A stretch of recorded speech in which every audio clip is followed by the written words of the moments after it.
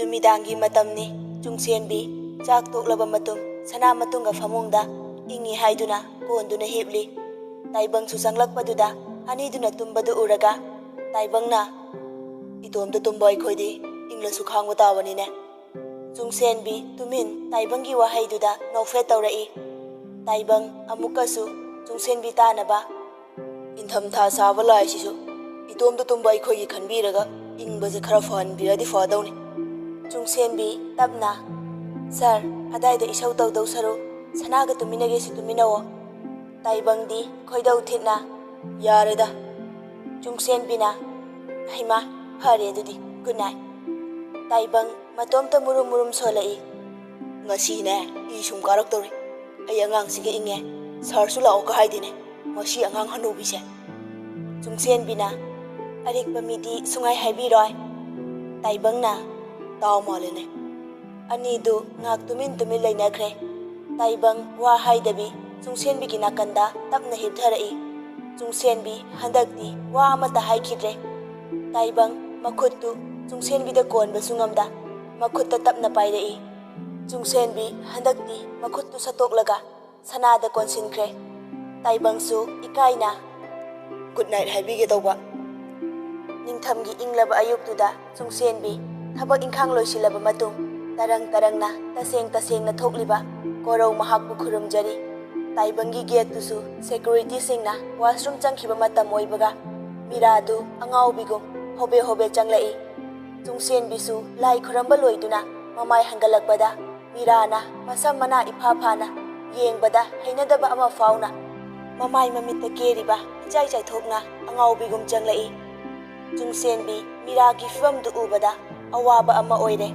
Chungsenbi tapna iche mira thak nikna ai icha piyo ai icha do puraga chachakhragi icha do piyo Chungsenbi nungaitana iche ai iche gi mong se yengba ngamdre manungda oina changse nang yam ingna su ure ai iche na senaba firon furit puthorage mirana ai gi phibam se uraga nang ai busite natro ai gi nupa do nang gi oirasu ai gi icha de engoda sinabiyo Chungsenbi na Je, mira, mapi ira jena.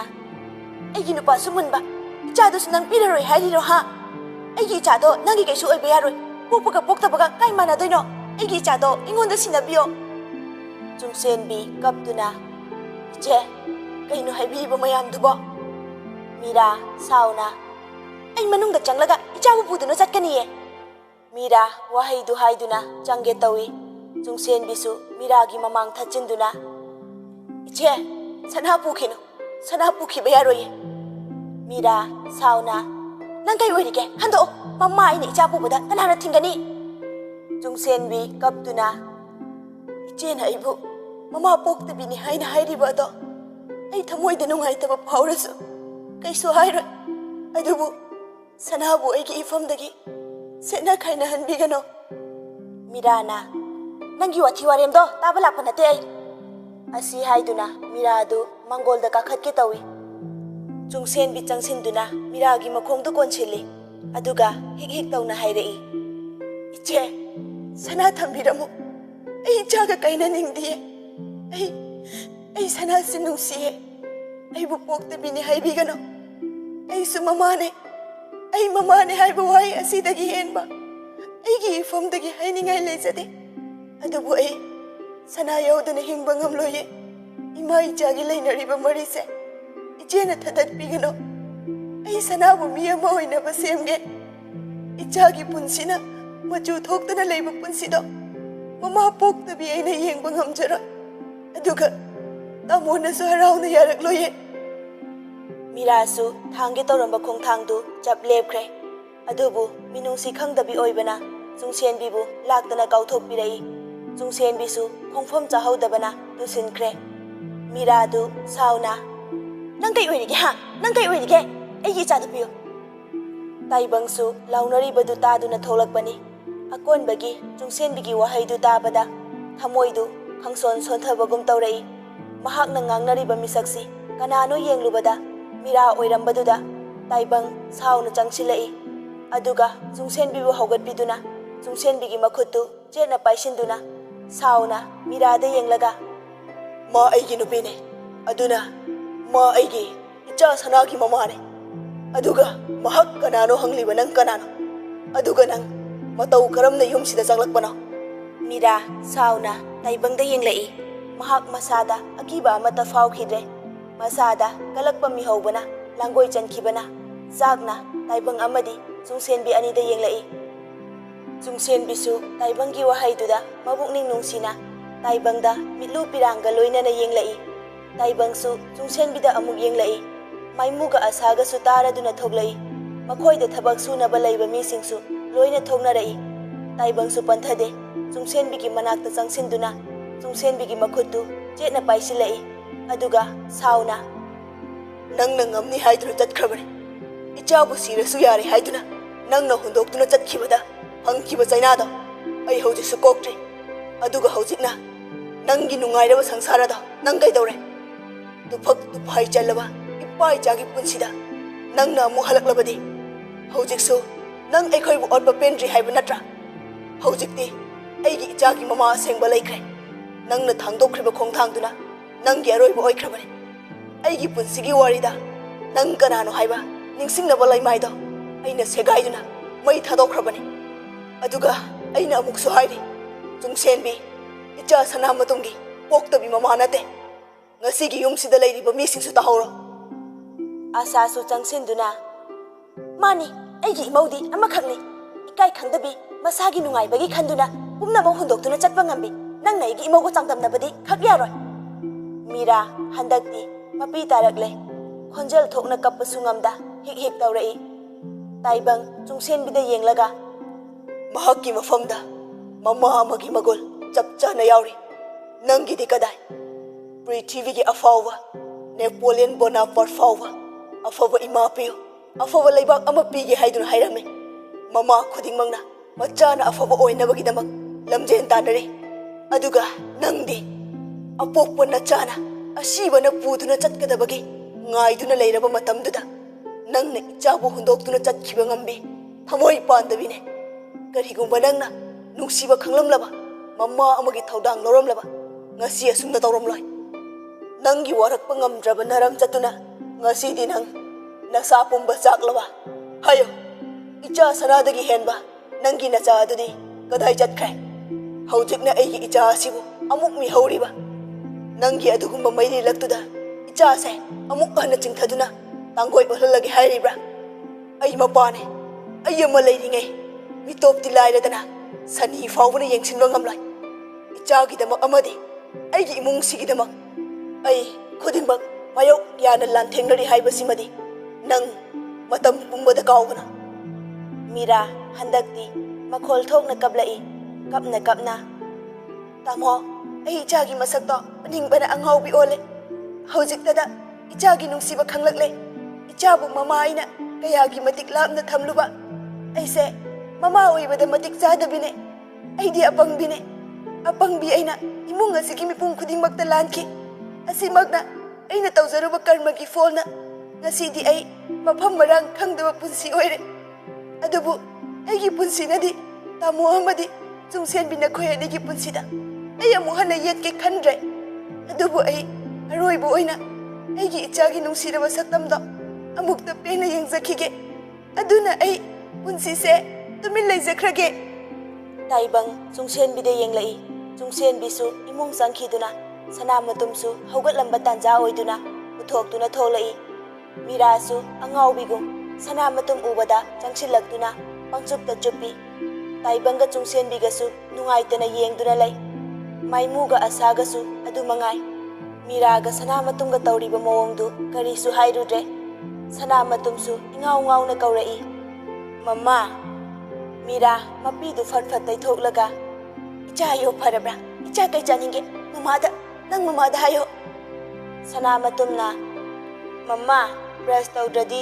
केमता चाबा यादे हाइंगो मम्मा मिसना मीरा कपलगा मचाबु मथादा चेना कोनसिली इचादी मरम मुकपने नंग mama मिसना हाइबा इलुको इचादी सनामतुमने सनामतुमना ऐदी ममाना हाइबा अदुम इले ऐदी good boy ने मीरा कपतुना माने इचादी good boy ने ꯃꯤꯔꯥ ꯍꯧꯒꯠꯇꯨꯅ ꯃꯥꯏꯃꯨꯒꯤ ꯃꯅꯥꯛꯇ ꯆꯪꯁꯤꯟꯗꯨꯅ ꯃꯀꯣꯛ ꯈꯨꯝꯂꯒ ꯄꯥꯕꯨꯡ ꯅꯃꯧꯅ ꯂꯥꯟꯈꯤꯕ ꯄꯨꯝꯕ ꯑꯄꯪꯕꯤ ꯅꯃꯧꯅꯤ ꯈꯟꯅ ꯉꯥꯛꯄꯤꯌꯨ ꯃꯗꯨꯅ ꯏꯃꯨꯡ ꯑꯁꯤꯒꯤ ꯃꯤꯑꯣꯏꯁꯤꯡꯒꯤ ꯃꯐꯝꯗ ꯂꯪꯖꯈꯤꯕ ꯏꯔꯥꯜꯗꯣ ꯑꯩ ꯈꯔꯗ ꯑꯣꯏꯔꯁꯨ ꯀꯣꯛꯄ ꯉꯝꯕ ꯑꯣꯏꯖꯒꯦ ꯃꯥꯏꯃꯨ ꯃꯃꯥꯏꯗꯨ ꯂꯩꯊꯣꯛꯂꯒ 이베마 미오이바 이코이시 둥기 망기 ꯌꯦꯡꯂꯒ ꯊꯕꯛ ꯇꯧꯒꯗꯕꯅꯤ ꯑꯩꯒꯤ ꯈꯜꯍꯧꯗꯕ ꯋꯥꯈꯜꯒꯤ ꯈꯜꯍꯧꯗꯕ ꯈꯣꯡꯊꯥꯡꯅ ꯄꯨꯟꯁꯤꯕꯨ ꯂꯥꯟꯅ ꯈꯣꯡꯊꯥꯡꯍꯟꯗꯨꯅ ꯃꯤꯀꯨꯞ ꯑꯃꯗ ꯄꯨꯟꯁꯤ ꯃꯍꯤꯡ ꯍꯣꯡꯕ ꯀꯨꯏꯗꯦ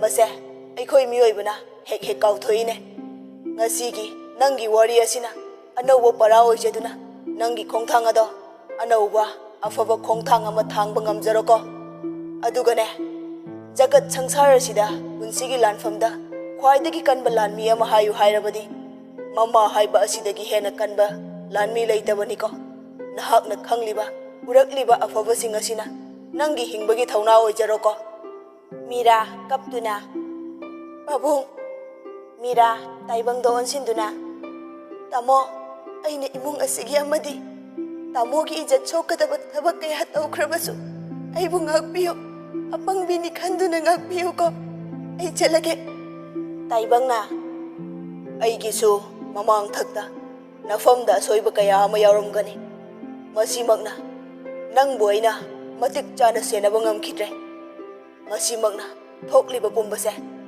ꯑꯩꯒꯤꯁꯨ ꯑꯁꯣꯏꯕꯗꯤ ꯌꯥꯎꯔꯤꯕꯅꯦ ꯃꯁꯤꯃꯛꯅ ꯑꯁꯣꯏꯕ ꯈꯣꯡꯊꯥꯡ ꯑꯁꯤ ꯑꯣꯏꯔꯛꯈꯤꯕꯅꯦ ꯃꯁꯤꯒꯤꯗꯃꯛ ꯅꯪ ꯑꯩꯕꯨꯗꯤ ꯋꯥꯔꯧꯒꯅꯨꯀꯣ ꯃꯤꯔꯥ ꯀꯞꯇꯨꯅ ꯇꯥꯃꯣꯗꯤ ꯂꯥꯟꯗꯦ ꯂꯥꯜꯂꯤꯕꯗꯤ ꯑꯩꯅ ꯑꯍꯦꯟꯕ ꯄꯥꯝꯂꯨꯕ ꯑꯃꯗꯤ ꯇꯥꯃꯣꯅ ꯄꯤꯔꯤꯕ ꯅꯨꯡꯁꯤꯕ ꯑꯗꯨꯗꯒꯤ ꯑꯍꯦꯟꯕ ꯅꯨꯡꯁꯤꯕ ꯄꯥꯝꯂꯨꯕ ꯑꯩꯒꯤ ꯏꯃꯥꯡꯊꯛꯀꯤ ꯄꯨꯟꯁꯤꯕꯨ ꯀꯥꯎꯊꯣꯛꯇꯨꯅ ꯑꯩ ꯏꯁꯥꯅ ꯏꯁꯥꯕꯨ ꯁꯛ ꯈꯪꯖꯔꯨꯗꯕꯒꯤ ꯃꯍꯩꯅꯦ ꯉꯁꯤ ꯑꯩꯅ ꯐꯪꯂꯤꯕ ꯑꯗꯨꯕꯨ ꯇꯥꯃꯣ ꯑꯩꯅ ꯆꯠꯇ꯭ꯔꯤꯉꯩꯁꯤꯒꯤ ꯃꯥꯡꯑꯣꯏꯅꯅ ꯑꯩ ꯀꯔꯤꯒꯨꯝꯕ ꯑꯃꯠꯇ ꯅꯤꯖꯒꯦ ꯌꯥꯕꯤꯒꯗ꯭ꯔꯥ ꯇꯥꯏꯕꯪꯅ ꯇꯞꯅ ꯍꯥꯏꯌꯨ ꯇꯥꯁꯦ ꯃꯤꯔꯥ ꯀꯞꯇꯨꯅ ꯇꯥꯃꯣꯅ ꯏꯆꯥ ꯁꯅꯥꯃꯇꯨꯝꯕꯨ ꯊꯃꯣꯏ ꯁꯦꯡꯅ ꯅꯨꯡꯁꯤꯕꯃꯛꯇ ꯑꯣꯏꯔꯕꯗꯤ ꯆꯨꯡꯁꯦꯟꯕꯤꯕꯨ ꯃꯃꯤꯠꯇꯒꯤ ꯃꯄꯤ ꯇꯥꯍꯜꯂꯣꯏ ꯍꯥꯏꯅ ꯑꯃꯨꯛꯇ ꯋꯥꯁꯛꯄꯤꯌꯣ ꯇꯥꯏꯕꯪꯁꯨ ꯆꯨꯡꯁꯦꯟꯕꯤꯁꯨ ꯃꯤꯔꯥꯗ ꯉꯛꯅ ꯌꯦꯡꯂꯛꯏ ꯆꯨꯡꯁꯦꯟꯕꯤꯁꯨ ꯇꯥꯏꯕꯪꯅ ꯀꯔꯤ ꯈꯨꯝꯂꯛꯄ ꯈꯟꯗꯨꯅ ꯃꯃꯤꯠꯇꯨ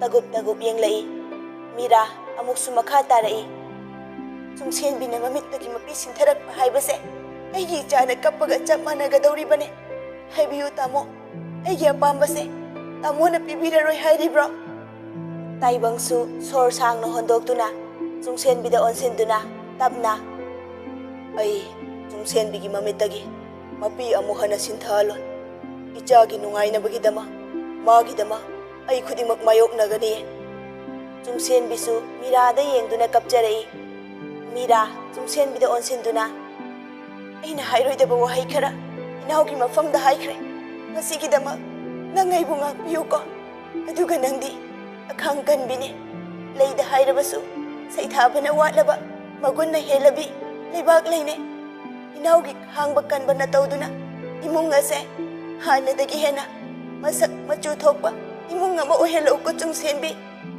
ꯅꯪ ꯇꯥꯃꯣꯕꯨ ꯂꯨꯅ ꯇꯧꯕꯤꯌꯨꯀꯣ ꯑꯗꯨꯒ ꯁꯅꯥꯕꯨꯁꯨ ꯅꯨꯡꯁꯤꯅ ꯂꯣꯏꯅꯕꯤꯌꯨꯀꯣ ꯏꯆꯥꯒꯤ ꯃꯐꯝꯗ ꯑꯩ ꯑꯃ ꯍꯤꯡꯂꯝꯃꯤ ꯍꯥꯏꯕꯁꯦ ꯅꯪ ꯀꯥꯎꯊꯣꯛꯄ ꯉꯝꯍꯜꯂꯛꯎꯀꯣ ꯆꯨꯡꯁꯦꯟꯕꯤꯗꯨ ꯍꯟꯗꯛꯇꯤ ꯊꯃꯣꯏ ꯄꯨꯕ ꯉꯝꯗ ꯀꯞꯇꯨꯅ ꯃꯤꯔꯥꯗ ꯀꯣꯟꯁꯤꯟꯗꯨꯅ ꯑꯉꯥꯡ ꯃꯆꯥꯒꯨꯝ ꯀꯞꯂꯛꯏ ꯏꯆꯦ ꯑꯗꯨꯝꯅ ꯍꯥꯏꯕꯤꯒꯅꯣ ꯑꯩ ꯏꯆꯦꯕꯨ ꯁꯥꯎꯅꯤꯡꯕ ꯂꯩꯇꯦ ꯉꯥꯛꯄꯤꯌꯨ ꯍꯥꯏꯕꯗꯤ ꯑꯩꯅ ꯍꯥꯏꯒꯗꯕꯅꯦ ꯏꯆꯦꯅ ꯍꯥꯏꯒꯗꯕ ꯅꯠꯇꯦ ꯑꯩꯁꯨ ꯏꯆꯦꯒꯤ ꯃꯐꯝꯗ ꯂꯪꯖꯈꯤꯕ ꯏꯔꯥꯟ ꯄꯨꯝꯕ ꯉꯥꯛꯄꯤꯌꯨ ꯅꯠꯇ꯭ꯔꯕꯗꯤ ꯑꯩꯅ ꯉꯥꯡꯈ꯭ꯔꯤꯕꯁꯤꯡꯗꯨꯅ ꯏꯆꯦꯒꯤ ꯃꯐꯝꯗ ꯄꯥꯞ ꯂꯪꯁꯤꯟꯕ ꯑꯣꯏꯅ ꯊꯣꯛꯂꯅꯤꯌꯦ ꯃꯤꯔꯥ ꯀꯞꯄꯗꯨ ꯈꯥꯡꯖꯤꯟꯗꯨꯅ ꯆꯨꯡꯁꯦꯟꯕꯤꯒꯤ ꯃꯅꯪꯒꯟꯗ ꯄꯣꯞ ꯄꯣꯞ ꯊꯥꯗꯨꯅ ꯊꯦꯝꯖꯤꯟꯕꯤꯔꯛꯏ ꯅꯪꯗꯤ ꯌꯣꯛꯆꯕꯤ ꯃꯃꯥ ꯅꯠꯇꯦ ꯃꯃꯥ ꯑꯁꯦꯡꯕꯤꯅꯦ ꯑꯄꯣꯛꯄꯤꯗꯒꯤ ꯍꯦꯟꯅ ꯁꯦꯡꯂꯕ ꯊꯃꯣꯏꯒꯤ ꯑꯣꯏꯕ ꯃꯔꯤ ꯀꯤꯁꯤꯟꯕ ꯉꯝꯂꯤꯕꯤ ꯃꯆꯥꯒꯤꯗꯃꯛ ꯈꯨꯗꯤꯡꯃꯛ ꯂꯥꯟꯊꯦꯡꯅꯔꯤꯕꯤ ꯃꯇꯤꯛ ꯂꯩꯕꯤ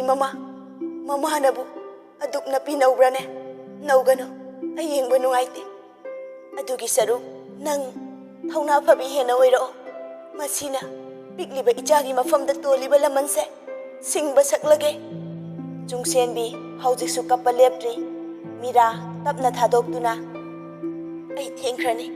Ai chatlageko. Kapkanu. Nathawna layo. Miradu mamai leithokutuna kaptuna getlomda thokre. Lehoribasing aduda hanna yenglamde. Sana matumsu mamana chatkriba adomda yengli. Taibang hoisu Mirana chatkriba adu yengduna leihawi. Asa sungsenbida yenglaga tapna. Aigi maudi landabini madumakna manem aigi thamoibusu joy tawba ngamliba. Ngasidi aigi imaugi akhang kanba minungsi chawba amadi mama amana apokpa poknaba thidana machabu nungsiba ngambagi gun asina manem aibu para ama tambibane. Ngasigi malemgi oina yokjabi mamasingna aigi imaugi matau tamnaba oirasanu machabu apokpa poknaba thidana mama ama oibagi chap chaba thaudang asina matam sangnadagi miraiduna talaklaba kalakba kayana wakhalda laikhibana pisak piklingaidagi hauna mama aigi minungsi machet amata fangdaba makai icha taibangbusu imana miraikhiba ichanadi mama aigi minungsi kayada wana ngairamgadaba haibase ai ngasida khanglakle ichada natana karisu khangjadriba isu asi fawba aina minungsi utkidabane ngasidi ai yamni ngamlaktre. Asa taibangda yengduna magi bunga ichana landaba oibana imana nangi nafamda tubane imaugi fajaba sajatna nama aigi mafamda ngasidi para ama tambire ima lankre. Taibang tapna ima adumna haibigana nacha aikoida imana ngangdana kana laklaga ngangani chaigani ima leibana nachana ngasigi malemsida ima haina kaujaduna chauthokjariba ase ima leirambagine ngasigi miyam mangda aigisu ima lei haiduna nachana ulibane. Asa handakti kablai machabu konsinjarai. Chungsenbi tapna ima adumna haibigano nachana imada takpa nate imana takpibane imana pibiba thaunana nachana khangba ngambagi pangal laikhibane. Namauna imagi mafamda hairoidaba ngangloidaba kaya ama haikre. Masigidamak imana nachani khana ngakpiyuko matam kayadagi imagi mingause pena kaujaba fanglaktrabi aina imagi mafamda pena kaujaba fanglabada karigi imada warauba thamlugani. Ima haiba mingsigi nungi artase asukki matik fazai pap kayana yomduna sarakpano haina hanglubane aina isorda ima kauba fangdaba mapokse adubu imabu thengnaduna imabu kauba fanglabada sangsarase ai akiba laikhidabane. Asa kamnok tauna hey karigi khandani aidi nangse imau nate ichani law ngasidi nga chasi. Asa maimuda onsinduna moi babo kaino nongmi ga tawbiriduba hanu thangda. Maimuna mama aise ngasidi mangyam nungairami adubu pumnamakse ugani haiduna afaba fol takliba male ada amuksu manglana sum yengliba. Asa imungda ngangdana changkre. Hanu thangda moi babu ngaubi horo ibema chakhumda lao ngasidi nga chasi. Maimu noktuna ye aina oina aranba tarene. Maimusu noktuna manung changkre. Leiramba misingsu loina thoknakre. Sanamatum mamada amuk yeng mapada amuk yeng suktoktuna noidi panghada harawi aidi yawhande. Taibang noklaga chungsenbida yenglaga ichasu pangyawda yaw noi mama harawbada. Chungsenbina sarnine harawrida ainate. Chungsenbi wahaidu hairamlaga manung changkre. Somdana chinglemba ahingduma wakhal khali mamabu singnaba oina mahak mamana yadaba nupi lawba haiduna wakhalda japyungna khankre. Pujasu somda mapadu hospital dagi discharge tawraba matung yumda puthakhrabada chinglembada call tawrai. Pujana dada babadu ngasi yumda putharae. Chinglembana ai lakpa ngamkhidre sauno. Pujana dada chak charabra. Chinglembana chade. Pujana aina call tawrakpase dada da kaibra. Chinglembana kaide. Pujana dada chak chade haido chathoklo. Chinglembana puja khangboy kai boy kai haige. Chinglemba tapna dada koguna yambung ko Pujana, Yambong, Jinglembana, Hayeng ay noy dalakani, loy silaga tholo. Puja, ingak na, kay gino, Jinglembana, nang yon thoke. Pujana, ihe, Jinglembana, Pakhanga Leshabiga, de Chalise Gaina, Nasana Kalo, Horena Hing, ay thamage.